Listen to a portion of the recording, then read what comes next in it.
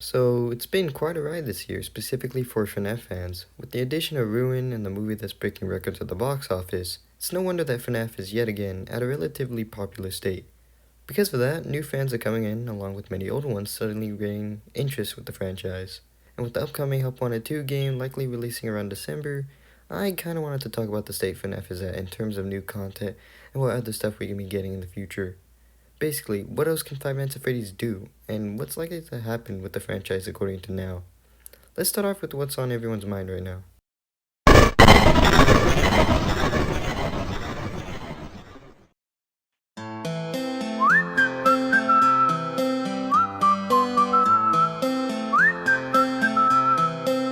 Can you blow my whistle?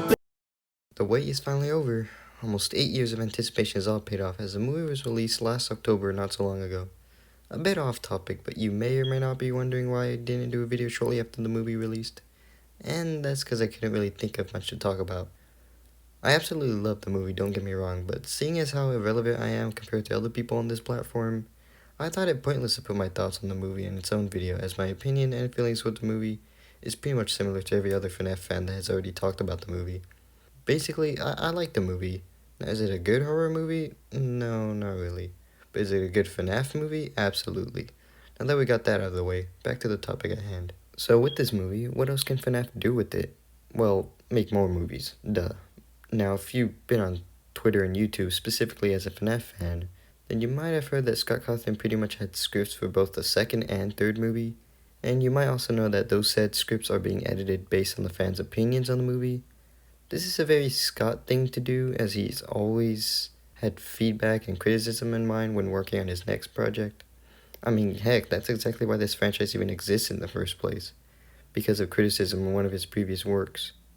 Anyway, seeing as the movie done a spectacular job at the box office, it's very much likely that we'll be getting a sequel, but we would probably still get one anyway whether or not it did well in the box office, especially since the movie made back all the money that was used in its production before it even released. I don't want to go deep into what the next two movies will be like plot-wise, but we can predict what the tone for the movies will be like based on some of the criticism that the first one got. Mainly and most obviously, the lack of horror and tension. For a series known for its many jump scares, there's not a whole lot of them. And I think this is one of the few movies that would actually benefit from more jump scares. Just more horror aspects in general would have benefited this movie.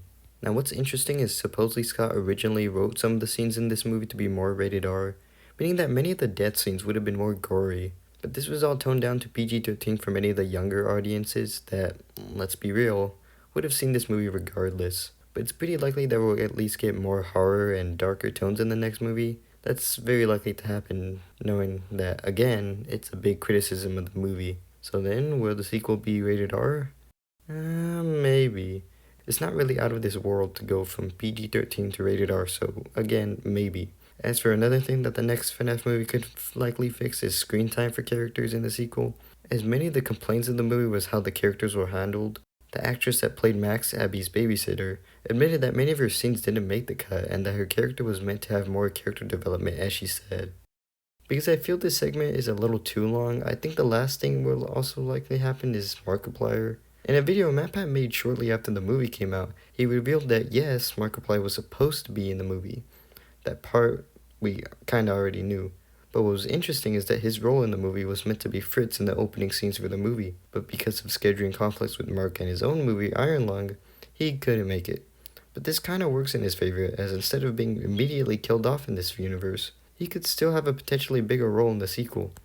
Scott even still shows interest in having Mark in the next movie. What involvement he would have in the plot is anyone's guess. I like to imagine he could be like the super muscular janitor or something. Maybe even some homeless conspiracy theorists if we're feeling a little more humorous. And hey, maybe we can see both new and returning cameos. Like what if MatPat is secretly a detective and his whole Sparky's job was just a disguise of some sorts? Maybe we can see Daco being like a Freddy's fan with a bunch of Fazbear memorabilia, you know? Cameos like these I just made up could help with revealing more of the movie's plot and mystery for characters like Mike and Vanessa that may need more context on the other Freddy's locations. Okay, so I may have gone a little fanficky there, but these are very much possible routes that the movie can take. I didn't actually talk about the third movie because, one, it's too far away from where we are, and two, we would need a sequel to have a better idea of potential things that the third movie can do, as basically all off the first one wouldn't be very ideal. Alright, now to the next topic.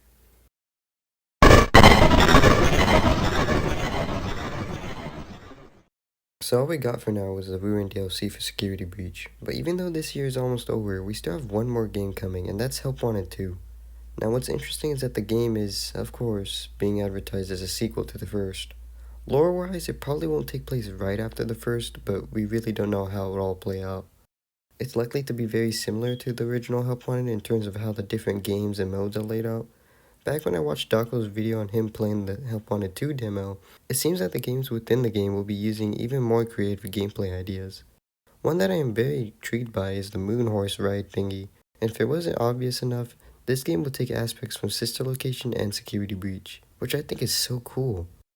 One important thing I'd like to mention is that one goal with this game is probably to help explore things from the past with Sister Location, and maybe even help slingshot us into the next real mainline game, direct sequel to Security Breach's Ruin DLC. Now Steel have stated before that they wanted to explore the origins of Freddy's and the many roots of the brand. Not only that, but there are many hints towards the next game possibly being circus themed, like maybe Cassie wakes up from that elevator fall and finds an extremely old circus area showing the origins of Freddy's. That would make for a great plot and help give us lore enthusiasts more stuff to chew on.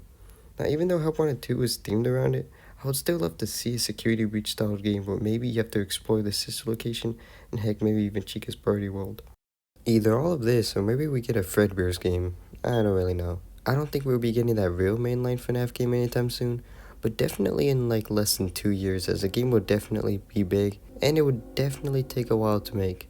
And with the things that ClickTeam have been teasing, it seems we'll be getting 2 spin-off FNAF games likely next year. One looks like a FNAF 2 world styled game with a new modern look, and the other looking like a more traditional back to roots styled FNAF game. So what about the fanverse? I don't want to get into past drama or anything in the community, but basically the fanverse had quite the amount of controversy surrounding it. But even so, there are still some games from it that we can look forward to. My most anticipated was FNAF Plus, but we all know what happened to that. So the next one that I'm really looking forward to is the Joy of Creation Ignited Collection. Dako showed some of the new designs in one of his videos and it looks very promising. I don't think it has an estimated release date yet, but it's possible we could at least be getting something related to the Joy of Creation. Now as for the other Fanverse games, I won't talk about, not because they don't seem interesting, don't get me wrong, they do.